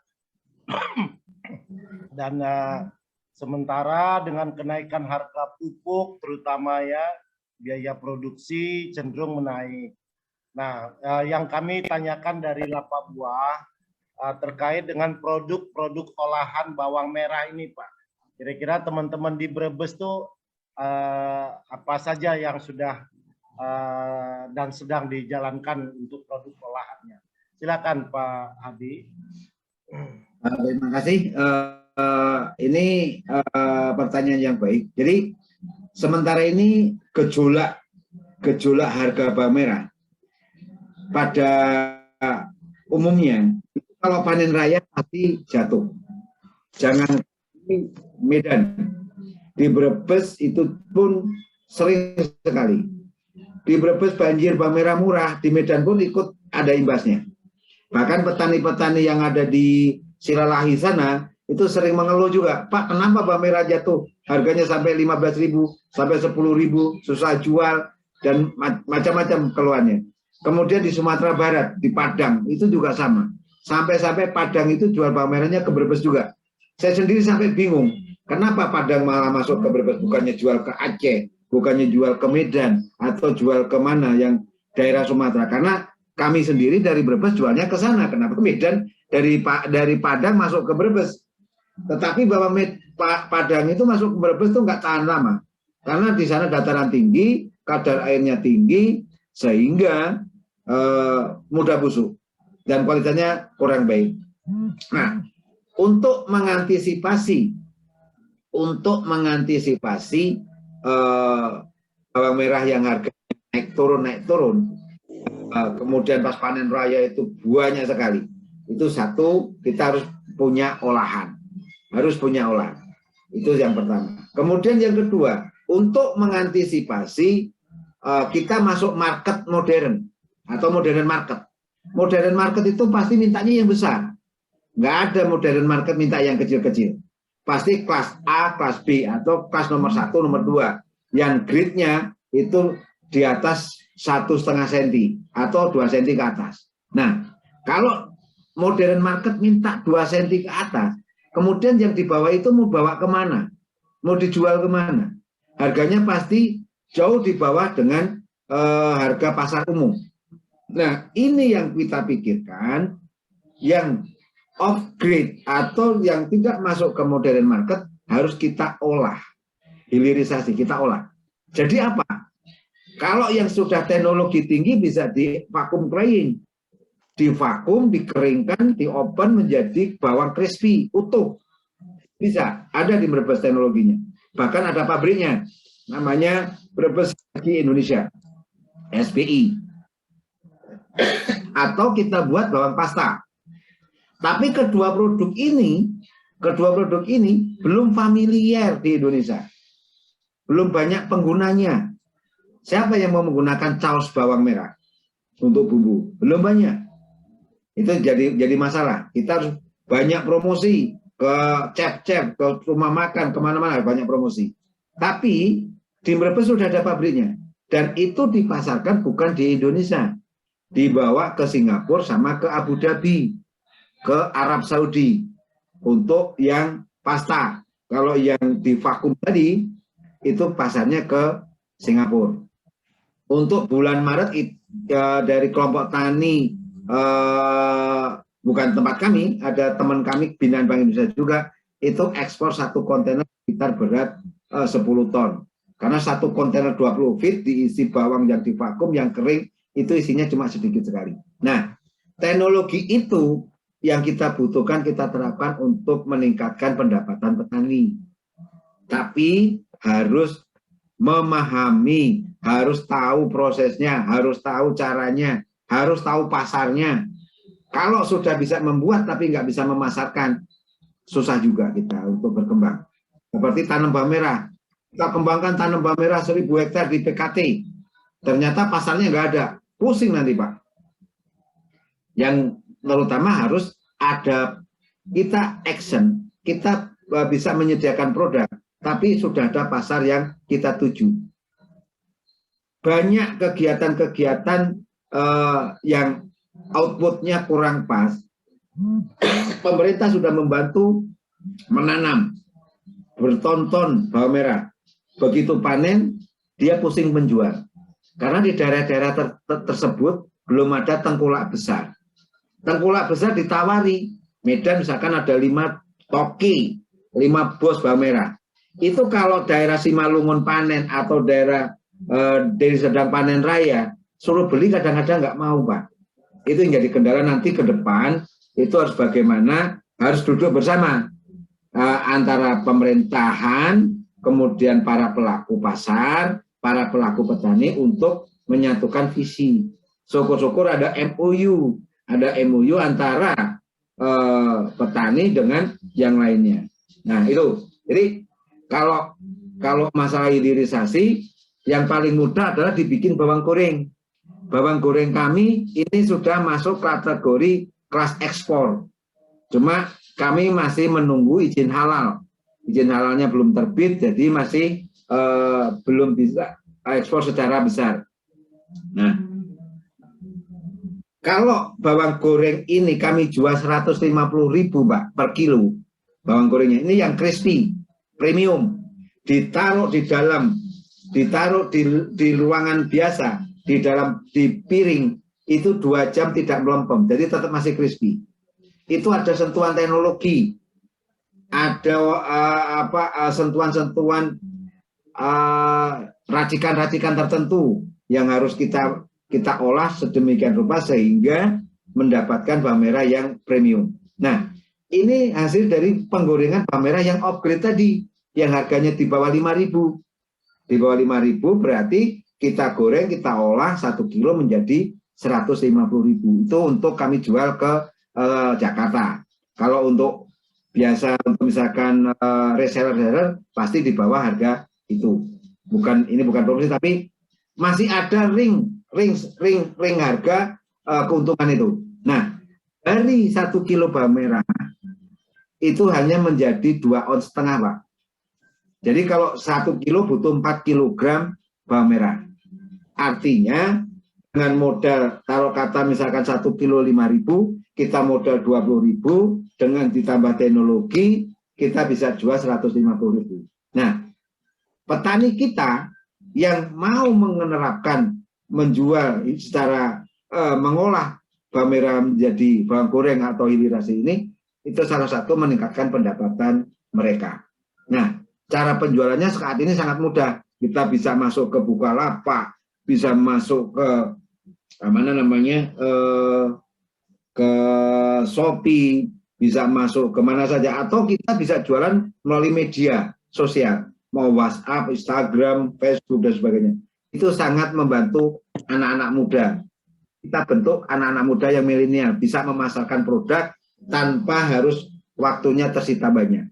Tapi teknologi ini harus kita kuasai, Pak Zain, Pak Rukito. Gimana caranya memberdayakan masyarakat untuk meraih peluang-peluang ini ke depan.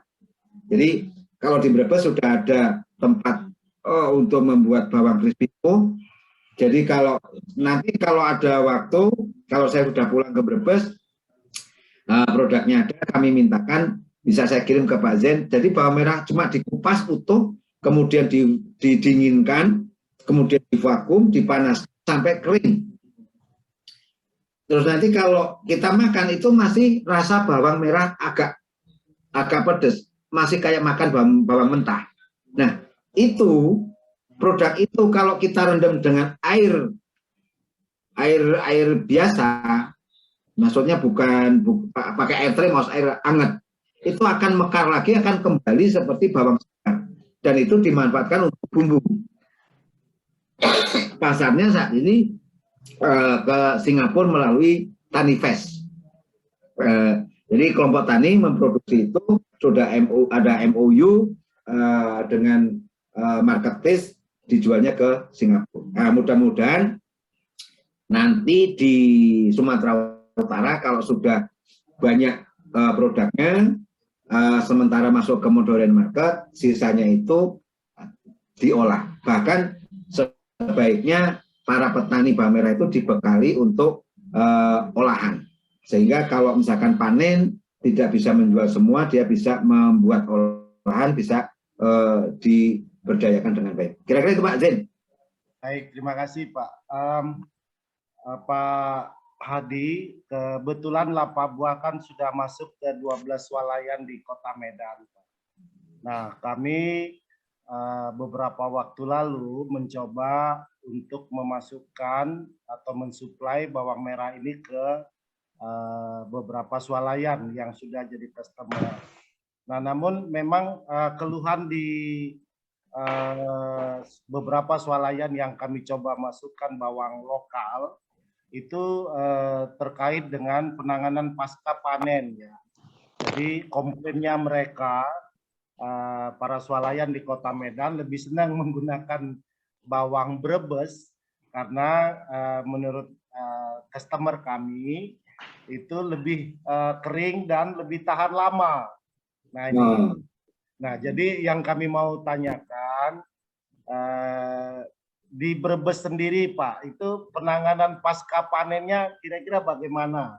Apakah setelah dipanen dengan perlu dijemur berapa lama di lahan, kemudian tadi masuk ke gudang ataupun packing house? Silakan Pak Adi, ini mungkin yang terakhir. Terima kasih Pak Den dan Bapak-Bapak dan Ibu semuanya. Saya ingin tahu di tempat Bapak Lapa Buah ya yang masuk ke beberapa ya, apakah Bapak mengirim bawang merahnya bawang merah dari Brebes atau bawang merah panenan dari setempat? Dari setempat Pak, dari Desa Liang Muda, dari Liang Pematang yang kami coba pasarkan ke 12 swalayan di Kota Medan. Oke. Kemudian pertanyaannya berikutnya, bawang merah varietas apa yang mereka tanam? Yang sering itu tentu ada dua. Pertama varietas Tajuk, kemudian yang kedua varietas Bima Brebes, Pak. Oke. Ada dua itu. Nah, kalau varietas tersebut, Tajuk dan Bima Brebes itu sudah ada perbedaan. Tajuk itu punya aroma dan rasa di bawah Bima Brebes. Bima Brebes punya aroma dan rasa jauh lebih enak dibanding Tajuk. Itu satu. Yang kedua, casingnya, penampakannya, bawang Bima Brebes jauh lebih menarik dibanding Tajuk. Karena Tajuk itu warnanya agak sedikit putih, pucat. Kalau disimpan 2-3 minggu, itu kayak bulukan gitu. Tapi kalau Bima Brebes kering, seakan dikeringkan dengan baik, itu mengkilat warna merahnya. Jadi itu casingnya jauh lebih bagus dibanding Tajuk. Ini bukan mendiskriminasikan Tajuk, tapi ini kenyataan di lapangan. Kemudian kalau teknik penjemuran, sebetulnya di Brebes itu dijemur 7 hari sampai 10 hari sudah kering, Pak. Kalau daunnya kering, arti kering di Brebes itu daunnya yang kering, bukan bawang merahnya yang kering. Daunnya kering tuntas dari ujung daun sampai pangkal umbi. Itu sudah kering tuntas, itu namanya sudah kering. Tapi kalau kita buka, kita lihat umbinya, itu tanahnya kadang-kadang masih agak sedikit lembab. Nah, perlu dijemur cuma 1 hari. 1 hari, kulitnya terkelupas, tanahnya lepas, itu sudah kering. Kemudian kita simpan sebelum kita naikkan ke gudang, diangin-anginkan saja seperti gambar yang terakhir tadi, itu sudah umbinya dengan cantiknya, dengan keringnya yang sedemikian rupa, itu secara alami aja Pak. Jadi penjemuran itu hanya 10 hari aja. Yang jadi permasalahan adalah faktor tanah, kemungkinan itu bisa terjadi. Faktor tanah di sana seperti apa? Kami sendiri belum tahu, belum lihat. Nah, kalau itu faktor tanah yang penyebabnya, biasanya berpengaruh dengan kebernasan bawang merah tersebut. Tapi pada umumnya, kalau pemupukan menggunakan kalium dan fosfatnya cukup baik, itu bawang merah Bima Brebes di mana-mana itu kualitasnya baik. Jadi yang penting begitu cabut, dijemur dengan baik, tidak boleh menggunakan alas plastik waktu menjemur, dan media yang untuk jemur itu kering, insya Allah bawang merahnya kering dan bagus. Tapi kalau penjemurannya kurang bagus, lembab, dikirim ke supermarket, kemudian dikemas, di supermarket itu lembab, dingin, biasanya 2-3 hari sudah mulai ada yang busuk. Itu kira-kira gitu, Pak Jin. Baik, Pak Adi tadi kan pengeringan 7 sampai 10 hari ya Pak. Itu di lahan itu berapa hari setelah kita cabut atau kita panen, dan kemudian di gudang itu standarnya berapa hari Pak? Kalau bawang Brebes rata-rata. Itu di lahan selama 10 hari. Jadi kalau cuacanya mendung panas, jadi nggak full panasnya dalam 12 jam itu bisa 10 hari. Tapi kalau panas teriknya full, 1 hari pagi sampai sore itu full, itu 7 hari sudah kering, Pak. Nah, itu di lahan, di tempat lahan penjemuran. Setelah itu, setelah pengikatan, ditarik ke gudang, itu cuma diangin-anginkan saja. Jadi umbi bawang merahnya di atas, daunnya di bawah, Pak. Tidak boleh terbalik. Jadi daunnya yang nempel di lantai. Jadi 7-10 hari tadi itu dijemurnya di lahan ya Pak, pada saat setelah kita cabut, dan tadi tidak boleh dialasi plastik. Ya. Bagaimana jadi Pak? Langsung di atas lahan dalam pengertian kan bercampur dengan tanah dan sebagainya. Ya. Jadi media jemur adalah tanah yang bekas ditanam bawang itu sendiri. Yang penting tidak basah atau tidak kena air. Kalau di situ cenderung lembab, cenderung basah, Bapak harus menyediakan rumput alang-alang yang sudah kering untuk alas atau media yang sifatnya bisa menyerap air. Kardus, bisa daun tebu, bisa daun sawit yang kering, bisa apa saja, yang penting kering. Tapi tidak boleh dialasi plastik karena plastik kedap air sehingga tingkat kekeringan umbi itu jelek. Terus tidak boleh dijemur di atas rumput. Rumput mengeluarkan embun.